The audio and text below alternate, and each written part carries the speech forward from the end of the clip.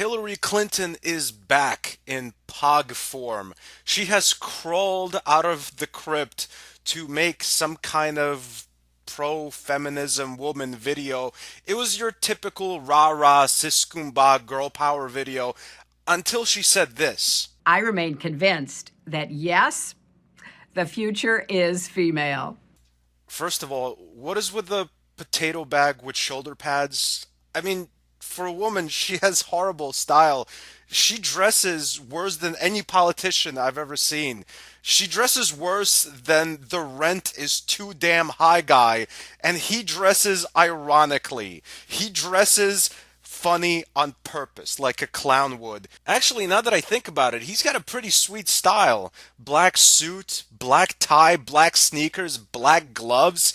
He looks like the villain in a blaxploitation movie from the 80s. He looks like he should be fighting Bruce Leroy at the end of a movie. I remain convinced that yes, the future is female. If you want equality, you can't just go around saying the future is female. That's not equality. That sounds like supremacy. That sounds like a Twilight Zone episode where most men have died out and the ones that haven't are just kept on sex farms. It's funny to watch women in America, or mostly any Western first world country, scream about feminism because women are 100% equal to men in every way imaginable. This is demonstrably proven. They have all the same rights, and it's demonstrably proven in any social situation. There are several people in America that are, honest to God, oppressed. It's not minorities, it's not women. In America, everyone is equal. It doesn't matter what your skin color is, doesn't matter if you have a penis or a vagina. But the three groups of people that are honestly oppressed are the elderly, the homeless, and the disabled. And I'll give you a perfect example by what I mean. If an able-bodied young woman goes for a job interview, they look at her resume, they think, all right, well, she qualifies for the job, she's nice and chipper, she's easy to talk to and get along with. I'll hire this young girl. She seems like she'll do great at my company. Now, let's flip that around and say an 80-year-old woman comes into the same job interview. She has the same qualifications. She's also chipper. She's easy to get along with, but she's 80. Who do you think most employers are going to hire? More importantly, who do you think most employers are actually going to be prejudiced against? I mean, obviously, it's the law that you can't be prejudiced against people based on how old they are, but we all know people will be prejudiced. Most employers don't want old people working for them, and it's the same thing with the disabled.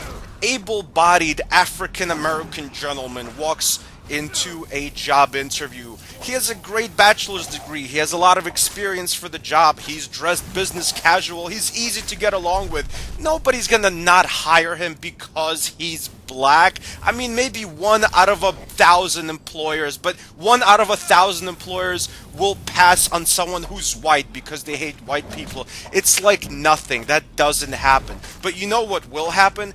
If someone in a wheelchair goes in for the interview, who has the qualifications, who has the degree, who's chipper, but he's in a wheelchair. It's such a hassle for most employers. They're not allowed to discriminate because you're disabled, but you know they're going to. And finally, homeless people. They're treated like pariah. When homeless people walk around in public, nobody wants to go near them. They're like lepers.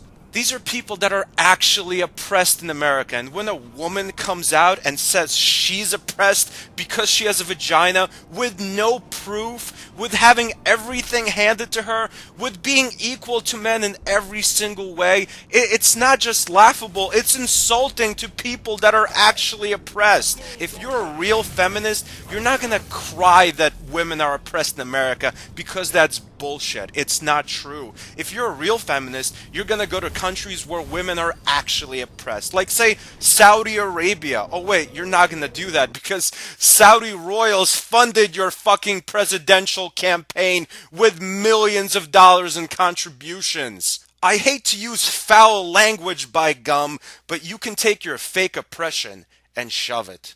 Thanks for watching. Subscribe for more. Goodbye, my friends.